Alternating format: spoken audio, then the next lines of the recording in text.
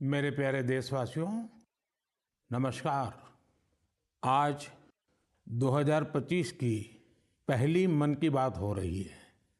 आप लोगों ने एक बात जरूर नोटिस की होगी, हर बार मन की बात महीने के आखिरी रविवार को होती है, लेकिन इस बार हम एक सप्ताह पहले चौथे रविवार के बजाय तीसरे रविवार को ही मिल रहे हैं, क्योंकि अगले सप्ताह रविवार के दिन ही गणतंत्र दिवस है। मैं सभी देशवासियों को गणतंत्र दिवस की अग्रिम शुभकामनाएं देता हूं। साथियों, इस बार का गणतंत्र दिवस बहुत विशेष है। ये भारतीय गणतंत्र की 75वीं वर्षगांठ है। इस वर्ष संविधान लागू होने के 75 साल हो रहे हैं। मैं संविधान सभा के उन सभी महान व्यक्तित्वों को नमन करता हूं, जिन्होंने हमें हमारा पवित्र संविधान दिया। संविधान सभा के दौरान अनेक विषयों पर लंबी लंबी चर्चाएं हुई। वो चर्चाएं संविधान सभा के सदस्यों के विचार, उनकी वो वाणी हमारी बहुत बड़ी धरोहर है। आज मन की बात में मेरा प्रयास है कि आपको कुछ महान नेताओं की ओरिजिनल आवाज सुनाऊं। साथियों, जब संविधान सभा ने अपना काम शुरू किया तो बाबा साहब आम्बेडकर ने परस्पर सहयोग को लेकर एक बहुत महत्वपूर्ण बात कही थी। उनका ये संबोधन इंग्लिश में है। मैं उसका एक अंश आपको सुनाता हूं। So far as the ultimate goal is concerned, I think none of us need have any apprehensions. None of us need have any doubt. But my fear, which I must express clearly, is this. Our difficulty, as I said, is not about the ultimate future. Our difficulty is how to make the heterogeneous mess that we have today take a decision in common and march in a cooperative way on that road which is bound to lead us to unity. Our difficulty is not with regard to the ultimate. Our difficulty is with regard to the beginning. साथियों, बाबा साहब इस बात पर जोर दे रहे थे कि संविधान सभा एक साथ एक मत हो और मिलकर सर्वहित के लिए काम करे। मैं आपको संविधान सभा की एक और ऑडियो क्लिप सुनाता हूं। ये ऑडियो डॉक्टर राजेंद्र प्रसाद जी का है, जो हमारी संविधान सभा के प्रमुख थे। आइए डॉक्टर राजेंद्र प्रसाद जी को सुनते हैं। हमारा इतिहास बताता है और हमारी संस्कृति सिखाती है कि हम शांति प्रिय हैं और रहें। हमारा साम्राज्य, हमारी फतेह दूसरे तरह की रही है। हमने दूसरों को जंजीरों से, चाहे वो लोहे की हो या सोने की, कभी नहीं बांधने की कोशिश की। हमने दूसरों को अपने साथ लोहे के जंजीर से भी ज्यादा मजबूत मगर सुंदर और सुखद रेशम के धागे से बांध रखा है, और वो बंधन धर्म का है, संस्कृति का है, ज्ञान का है। हम अब भी उसी रास्ते पर चलते रहेंगे और हमारी एक ही इच्छा और अभिलाषा है। वो अभिलाषा ये है कि हम संसार में सुख और शांति कायम करने में मदद पहुंचा सकें और संसार के हाथों में सत्य और अहिंसा वो अचूक हथियार दे सकें जिसने हमें आज आज़ादी तक पहुंचाया है। हमारी जिंदगी और संस्कृति में कुछ ऐसा है जिसने हमें समय के थपेड़ों के बावजूद जिंदा रहने की शक्ति दी है। अगर हम अपने आदर्शों को सामने रखे रहेंगे तो हम संसार की बड़ी सेवा कर पाएंगे। साथियों, डॉक्टर राजेंद्र प्रसाद जी ने मानवीय मूल्यों के प्रति देश की प्रतिबद्धता की बात कही थी। अब मैं आपको डॉक्टर श्यामा प्रसाद मुखर्जी की आवाज सुनाता हूं। उन्होंने अवसरों की समानता का विषय उठाया। डॉक्टर श्यामा प्रसाद मुखर्जी ने कहा था, I hope, sir, that we shall go ahead with our work in spite of all difficulties and thereby help to create that great India, which will be the motherland of not this community or that, not this class of it, but of every person, man, woman and child inhabiting in this great land irrespective of race, caste, creed or community.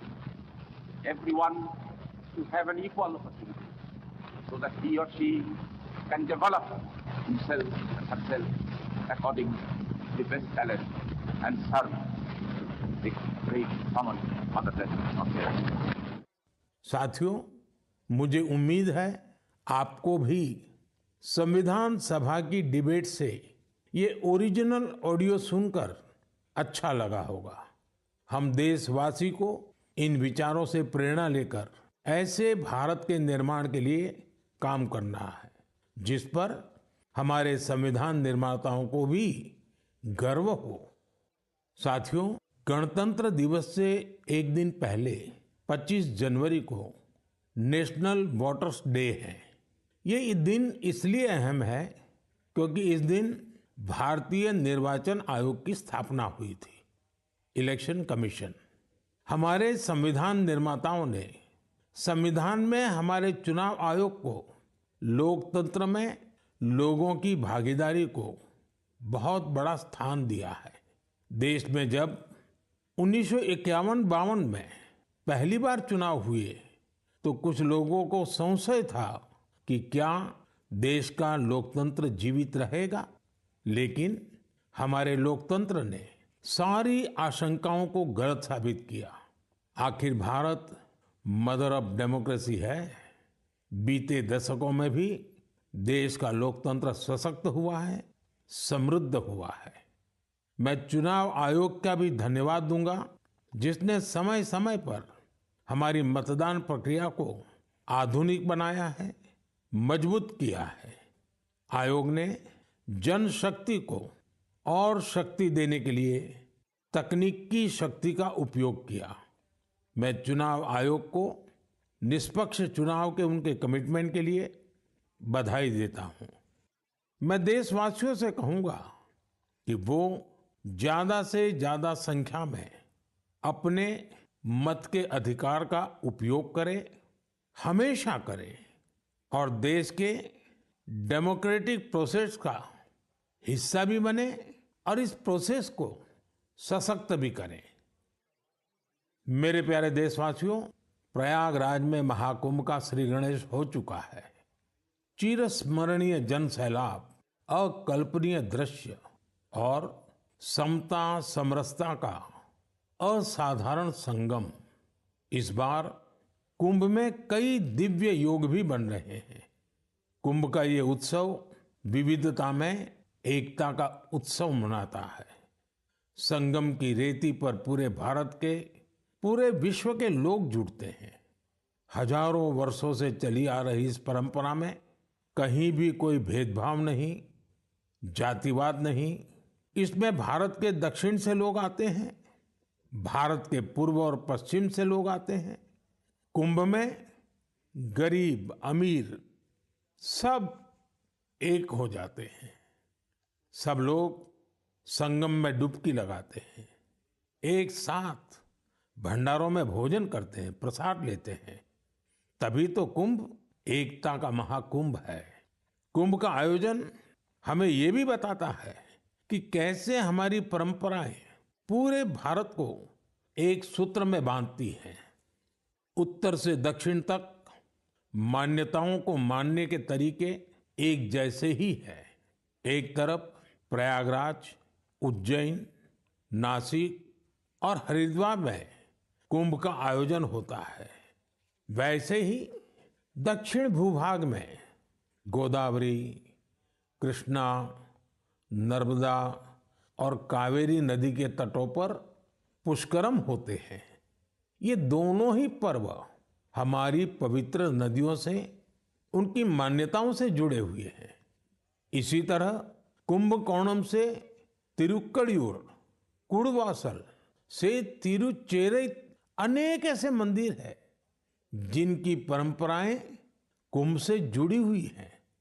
साथियों, इस बार आप सब ने देखा होगा कि कुंभ में युवाओं की भागीदारी बहुत व्यापक रूप में नजर आती है। और ये भी सच है कि जब युवा पीढ़ी अपनी सभ्यता के साथ गर्व के साथ जुड़ जाती है तो उसकी जड़ें और मजबूत होती हैं और तब उसका स्वर्णिम भविष्य भी सुनिश्चित हो जाता है। हम इस बार कुंभ के डिजिटल फुटप्रिंट्स भी इतने बड़े स्केल पर देख रहे हैं। कुंभ की ये वैश्विक लोकप्रियता हर भारतीय के लिए गर्व की बात है। साथियों, कुछ दिन पहले ही पश्चिम बंगाल में गंगा सागर मेले का भी विहंगम आयोजन हुआ है। संक्रांति के पावन अवसर पर इस मेले में पूरी दुनिया से आए लाखों श्रद्धालुओं ने डुबकी लगाई है। कुंभ, पुष्करम और गंगा सागर मेला हमारे ये पर्व हमारे सामाजिक मेलजोल को, सद्भाव को, एकता को बढ़ाने वाले पर्व है।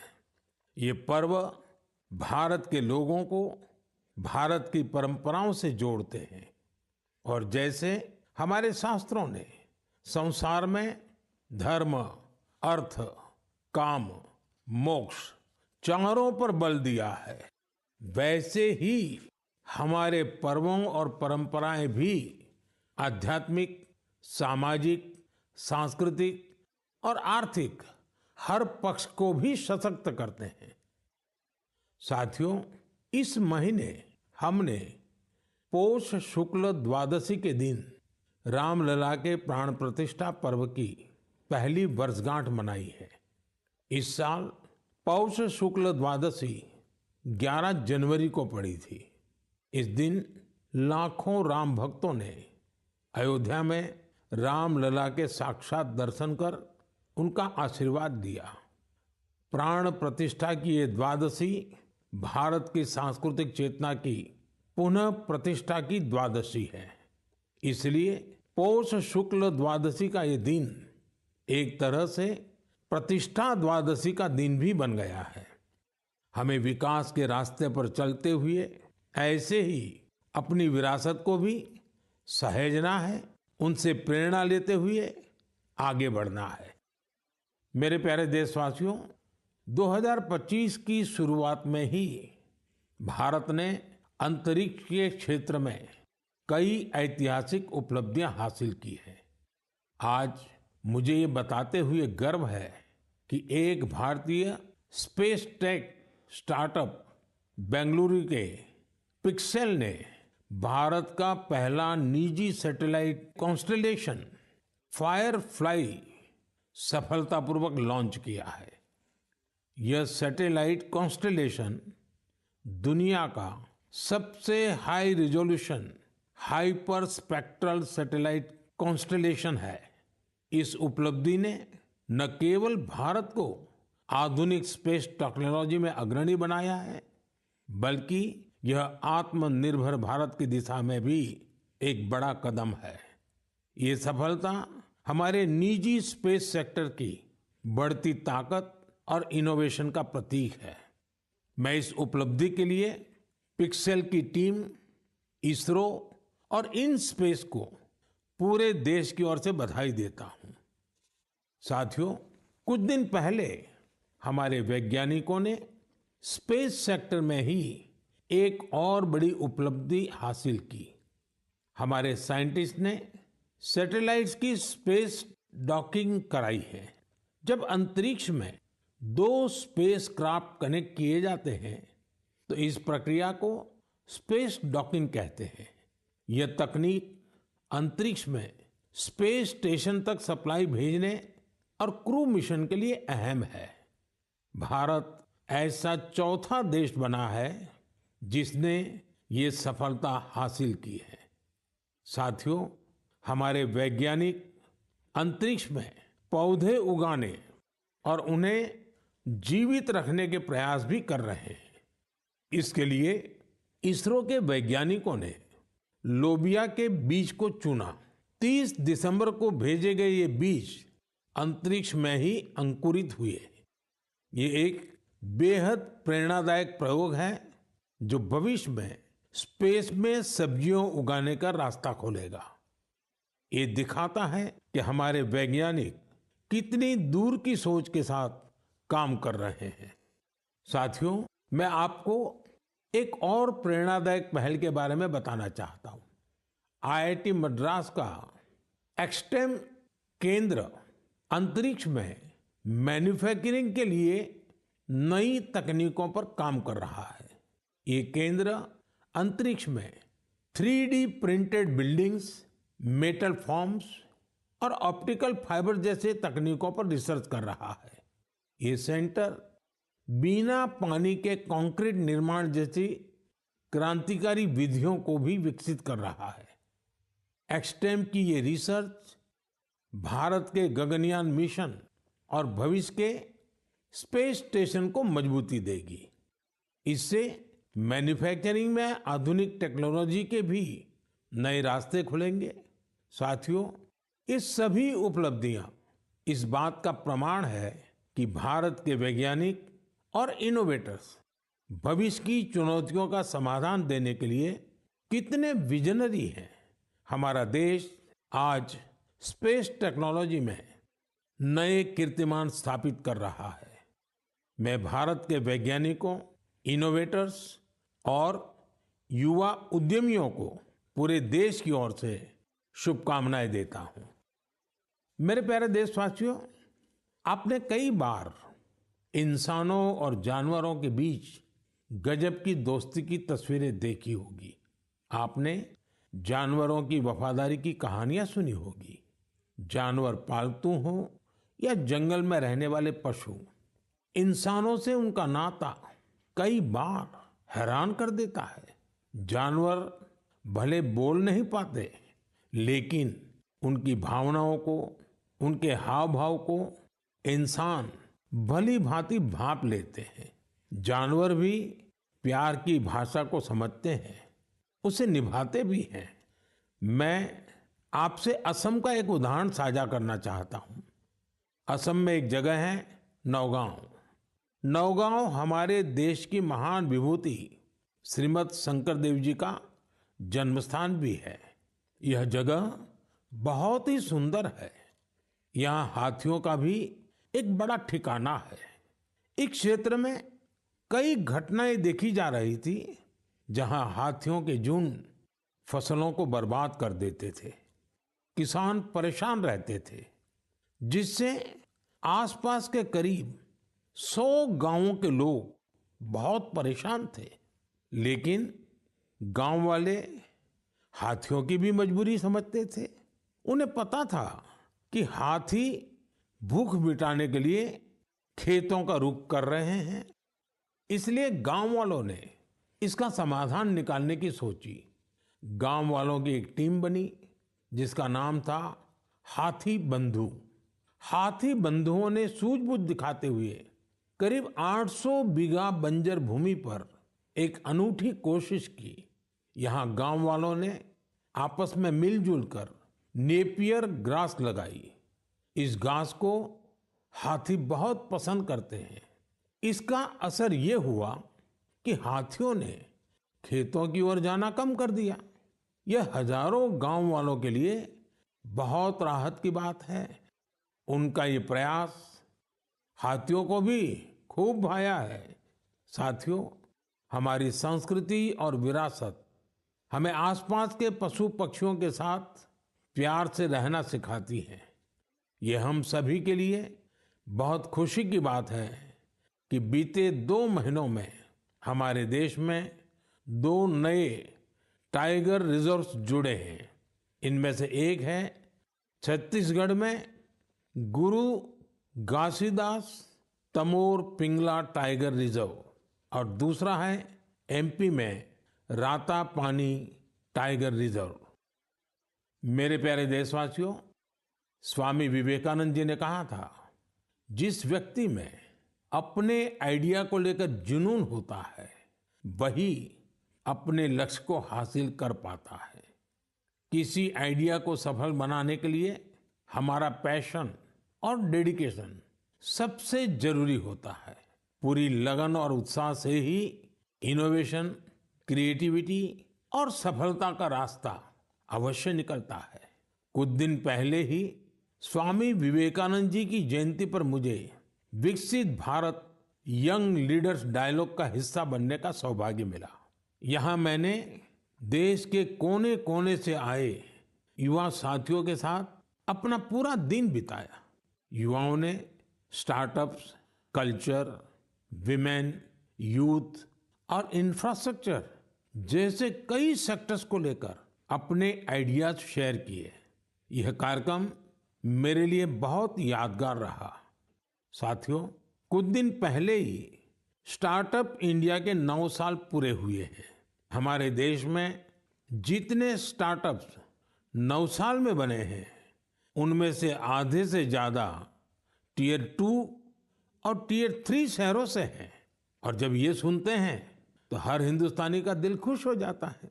यानी हमारा स्टार्टअप कल्चर बड़े शहरों तक ही सीमित नहीं है।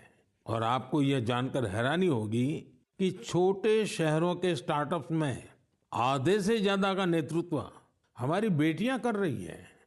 जब यह सुनने को मिलता है कि अंबाला, हिसार, कांगड़ा, चेंगलपट्टू, बिलासपुर, ग्वालियर और वाशिम जैसे शहर स्टार्टअप्स के सेंटर बन रहे हैं तो मन आनंद से भर जाता है।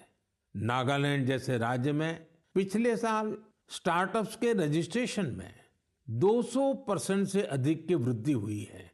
Waste management, non renewable energy, biotechnology और लॉजिस्टिक्स ऐसे सेक्टर हैं जिनसे जुड़े स्टार्टअप सबसे ज्यादा देखे जा रहे हैं।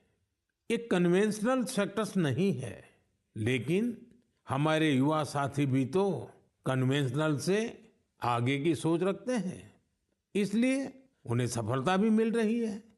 साथियों, 10 साल पहले जब कोई स्टार्टअप के क्षेत्र में जाने की बात करता था तो उसे तरह तरह के ताने सुनने को मिलते थे। कोई ये पूछता था कि आखिर स्टार्टअप होता क्या है, तो कोई कहता था कि इसे कुछ होने वाला नहीं है। लेकिन अब देखिए, 1 दशक में कितना बड़ा बदलाव आ गया। आप भी भारत में बन रहे नए अवसरों का भरपूर लाभ उठाएं। अगर आप खुद पर विश्वास रखेंगे तो आपके सपनों को भी नई उड़ान मिलेगी। मेरे प्यारे देशवासियों, नेक नियत से निस्वार्थ भावना के साथ किए गए कामों की चर्चा दूर सुदूर पहुंच ही जाती है। और हमारा मन की बात तो इसका बहुत बड़ा प्लेटफॉर्म है। हमारे इतने विशाल देश में दूर दराज भी अगर कोई अच्छा काम कर रहा होता है, कर्तव्य भावना को सर्वोपरि रखता है, तो उसके प्रयासों को सामने लाने का ये बेहतरीन मंच है। अरुणाचल प्रदेश में दीपक नाबाम जी ने सेवा की अनूठी मिसाल पेश की है। दीपक जी यहाँ लिविंग होम चलाते हैं, जहाँ मानसिक रूप से बीमार, शरीर से असमर्थ लोगों और बुजुर्गों की सेवा की जाती है। यहाँ पर ड्रग्स की लत के शिकार लोगों की देखभाल की जाती है। दीपक नाबाम जी ने बिना किसी सहायता के समाज के वंचित लोगों, हिंसा पीड़ित परिवारों और बेघर लोगों को सहारा देने का अभियान शुरू किया। आज उनकी सेवा ने एक संस्था का रूप ले लिया है। उनकी संस्था को कई अवार्ड से भी सम्मानित किया गया है। लक्षद्वीप के कवरत्ती द्वीप पर नर्स के रूप में काम करने वाली के हिडुम्बी जी, उनका काम भी बहुत प्रेरित करने वाला है।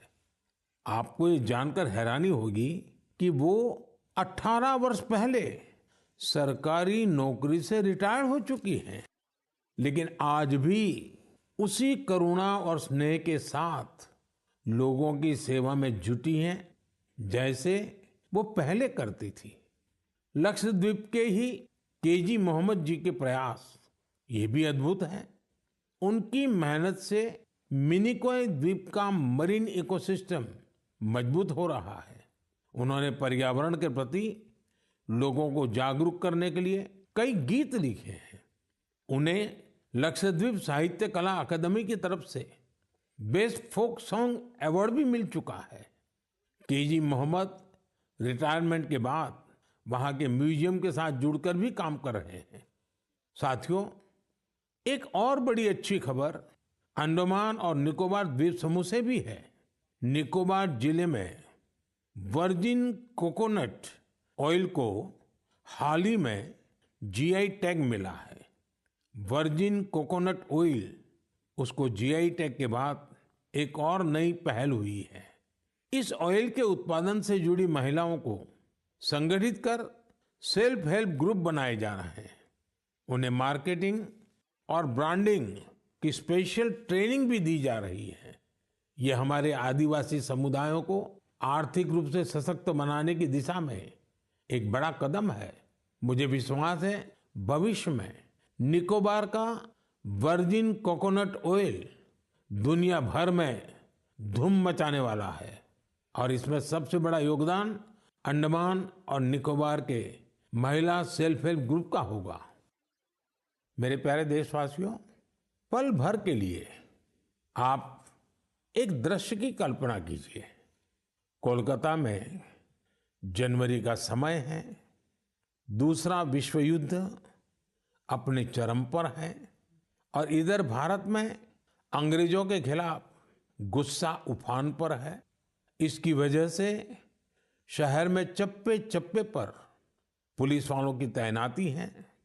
कोलकाता के बीचों बीच एक घर के आसपास पुलिस की मौजूदगी ज्यादा चौकस है। इसी बीच लंबा ब्राउन कोट, पैंट और काली टोपी पहने हुए एक व्यक्ति रात के अंधेरे में एक बंगले से कार लेकर बाहर निकलता है। मजबूत सुरक्षा वाली कई चौकियों को पार करते हुए वो एक रेलवे स्टेशन गोमो पहुंच जाता है। ये स्टेशन अब झारखंड में है। यहां से एक ट्रेन पकड़कर वो आगे के लिए निकलता है। इसके बाद अफगानिस्तान होते हुए वो यूरोप जा पहुंचता है और यह सब अंग्रेजी हुकूमत के अभेद किलेबंदी के बावजूद होता है। साथियों, ये कहानी आपको फिल्मी सीन जैसी लगती होगी। आपको लग रहा होगा इतनी हिम्मत दिखाने वाला व्यक्ति आखिर किस मिट्टी का बना होगा। दरअसल ये व्यक्ति कोई और नहीं, हमारे देश की महान विभूति नेताजी सुभाष चंद्र बोस थे। 23 जनवरी यानी उनकी जन्म जयंती को अब हम पराक्रम दिवस के रूप में मनाते हैं। उनके शौर्य से जुड़ी इस गाथा में भी उनके पराक्रम की झलक मिलती है। कुछ साल पहले मैं उनके उसी घर में गया था जहां से वे अंग्रेजों को चकमा देकर निकले थे। उनकी वो कार अभी वहां मौजूद है। वो अनुभव मेरे लिए बहुत ही विशेष रहा। सुभाष बाबू एक विजनरी थे। साहस तो उनके स्वभाव में रचा बसा था। इतना ही नहीं, वे बहुत कुशल प्रशासक भी थे। महज 27 साल की उम्र में वो कोलकाता कॉरपोरेशन के चीफ एग्जीक्यूटिव ऑफिसर बने और उसके बाद उन्होंने मेयर की जिम्मेदारी भी संभाली। एक प्रशासक के रूप में भी उन्होंने कई बड़े काम किए। बच्चों के लिए स्कूल, गरीब बच्चों के लिए दूध का इंतजाम और स्वच्छता से जुड़े उनके प्रयासों को आज भी याद किया जाता है। नेताजी सुभाष का रेडियो के साथ भी गहरा नाता रहा है। उन्होंने आजाद हिंद रेडियो की स्थापना की थी, जिस पर उन्हें सुनने के लिए लोग बड़ी बेसब्री से प्रतीक्षा करते थे। उनके संबोधनों से विदेशी शासन के खिलाफ लड़ाई को एक नई ताकत मिलती थी। आजाद हिंद रेडियो पर अंग्रेजी, हिंदी, तमिल, बांग्ला, मराठी, पंजाबी, पश्तो और उर्दू में न्यूज़ बुलेटिन का प्रसारण होता था। मैं नेताजी सुभाष चंद्र बोस को नमन करता हूं। देश भर के युवाओं से मेरा आग्रह है कि वे उनके बारे में अधिक से अधिक पढ़ें और उनके जीवन से निरंतर प्रेरणा लें। साथियों, मन की बात का ये कार्यक्रम हर बार मुझे राष्ट्र के सामूहिक प्रयासों से, आप सबकी सामूहिक इच्छा शक्ति से जोड़ता है। हर महीने मुझे बड़ी संख्या में आपके सुझाव, आपके विचार मिलते हैं और हर बार इन विचारों को देखकर विकसित भारत के संकल्प पर मेरा विश्वास और बढ़ता है। आप सब इसी तरह अपने अपने काम से भारत को सर्वश्रेष्ठ बनाने के लिए प्रयास करते रहें। इस बार की मन की बात में फिलहाल इतना ही। अगले महीने फिर मिलेंगे। भारतवासियों की उपलब्धियां, संकल्पों और सिद्धियों की नई गाथाओं के साथ। बहुत बहुत धन्यवाद। नमस्कार।